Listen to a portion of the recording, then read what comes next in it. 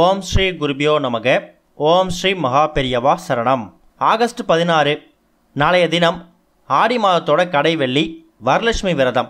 உங்கள் வீட்டில் இருக்கக்கூடிய கல்லுப்பில் இந்த ஒரு பொருளை சேர்த்து மறைச்சி வைக்கிறது மூலயமா பண வரவை நீங்கள் அதிகப்படுத்திக்க முடியும். எல்லா விதமான செல்வங்களையும் நீங்கள் ஈஸியாக பெற முடியும். அது என்ன பொருள், அதை எப்படி மறைச்சி வைக்கணும் அப்படிங்கிற பற்றி தெளிவாக பார்க்கலாம். அதுக்கு முன்னாடி நம்மளோட வீடியோஸை இப்போ தான் நீங்கள் ஃபஸ்ட் டைம் பார்க்குறீங்க அப்படின்னா மறக்காமல் சப்ஸ்கிரைப் பண்ணிக்கோங்க. இது மாதிரி அப்டேட் தெரிஞ்சுக்கிறதுக்கு பக்கத்தில் இருக்கக்கூடிய நோட்டிஃபிகேஷன் பெல்லையும் கிளிக் பண்ணிக்கோங்க. இப்போ கல்லுப்பு கூட எந்த பொருளை சேர்த்து எந்த இடத்துல வைக்கணும் அப்படிங்கிறத பற்றி தெரிஞ்சுக்கலாம். ஆகஸ்ட் 16ஆம் தேதி ஆடி மாதத்தோட கடைசி வெள்ளி, வரலட்சுமி விரதமும் சேர்ந்து வருது. இந்த நேர்மறை ஆற்றல் நிறைந்த நாளில் வீட்டில் இருக்கக்கூடிய பெண்கள் என்னென்ன விஷயங்கள்லாம் செய்யலாம், என்னென்ன விஷயங்கள் தவிர்க்கிறது நல்லது அப்படிங்கிறத பற்றி நம்ம தெரிஞ்சுக்க போகிறோம். வீட்டில் இருக்கக்கூடிய பெரியவங்க உங்களுக்கு இந்த விஷயங்கள் எல்லாம் சொல்லி கொடுத்துருக்கலாம். இருந்தாலும் வீட்டில் பெரியவங்க இல்லை, வழிபாட்டு முறைகளை பற்றி தெரியாத சில பெண்கள் இன்னமும் இருக்க தான் செய்கிறாங்க. அவங்களுக்கு இந்த ஒரு பதிவு நிச்சயம் பயன்பெறும். பண்டிகை நாளில் செய்யக்கூடாத விஷயங்களுக்கு எந்த அளவுக்கு முக்கியத்துவம் கொடுக்குறோமோ அதே அளவுக்கு பண்டிகை நாட்களில் செய்யக்கூடிய விஷயங்களுக்கும் முக்கியத்துவம் கொடுக்கணும். வரலட்சுமி நோன்பு அன்னைக்கு வீட்டில் காலை நேரமும் மாலை நேரமும் கட்டாயம் விளக்கு ஏற்றணும். வீட்டில் இருக்கக்கூடிய பெண்கள் நெத்தியில் குங்குமம் போட்டு, திருமணமான பெண்கள் வகுட்டில் குங்குமம் போட்டு, தலையில் பூ வச்சுக்கணும். வீட்டு பக்கத்தில் இருக்கக்கூடிய ஏதாவது அம்மன் கோவிலுக்கு கணவன் மனைவி 2 பேரும் ஒன்றா போயிட்டு 2 பேரும் சந்தோஷமாக வாழணும்னு பிரார்த்தனை பண்ணிக்கோங்க.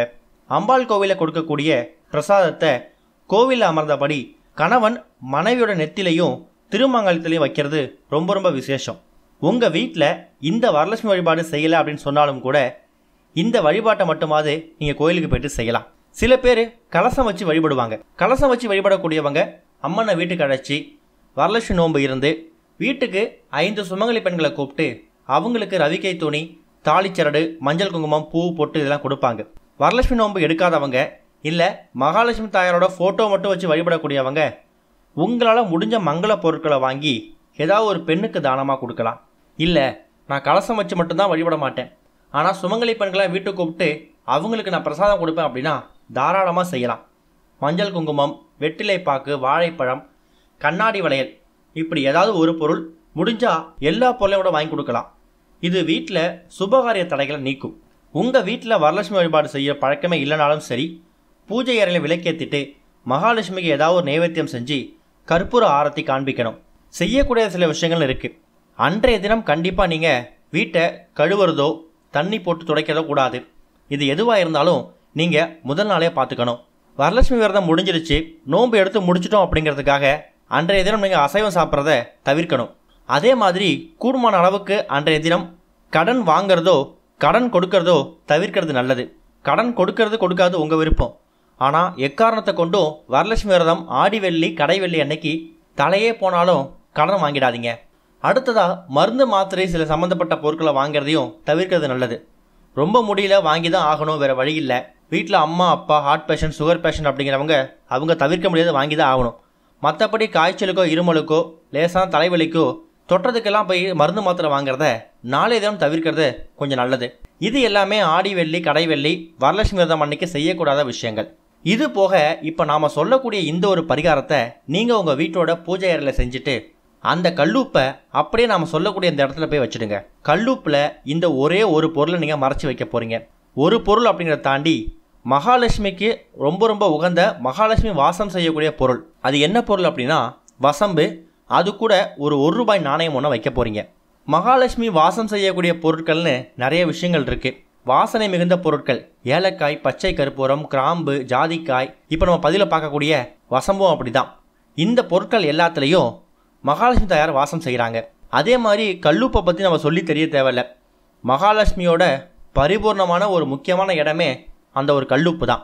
ஒரு வீட்டில் எந்த ஒரு பொருளுக்கு வேணால் பஞ்சம் ஏற்படலாம், வறுமை ஏற்படலாம், கல்லுப்பு மட்டும் குறையவே கூடாதுன்னு சொல்லுவாங்க. அப்பேற்பட்ட சக்தி வாய்ந்த மகத்துவம் வாய்ந்த கல்லுப்பு.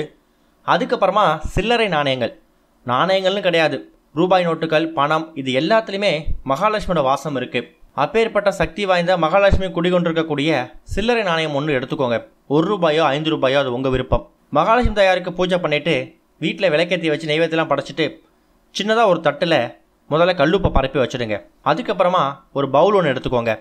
கண்ணாடி பவுல், பீங்கான் பவுல் எடுத்துக்கோங்க. முடிஞ்சால் எவர் சில்வர் பவுலில் கூட எடுத்துக்கோங்க. பிளாஸ்டிக் பவுலை மட்டும் தவிர்த்துருங்க. மகாலட்சுமி தாயாரை மனசார வேண்டிக்கிட்டு உங்கள் வீட்டுக்குள்ளே என்னென்ன பிரச்சனை இருக்கோ, குறிப்பாக பொருளாதார சம்மந்தப்பட்ட பிரச்சனை என்னென்ன இருக்கோ அது மனசார மகாலட்சுமி தாயார்கிட்டையும் சுக்கிர பகவான்கிட்டையும் வேண்டிக்கிட்டு அந்த கல்லுப்பை எடுத்து தட்டில் பரப்பி வச்சுருக்கீங்களே, அந்த கல்லுப்பை எடுத்து கண்ணாடி பவுல் எடுத்துருக்கீங்களே அதில் மேலே வச்சுடுங்க. அதுக்கப்புறமா ஒரே ஒரு துண்டு வசம்பு, அந்த வசம்பை எடுத்து மறுபடியும் அந்த கல்லுப்பு மேலே வச்சு திரும்ப ஒரு கைப்பிடி கல்லுப்பை எடுத்து அந்த வசம்பு மேலே மறைச்சிடணும். அதாவது கல்லுப்புக்கு நடுவில் இந்த வசம்பை மறைச்சி வைக்கிற மாதிரி தான் அர்த்தம்.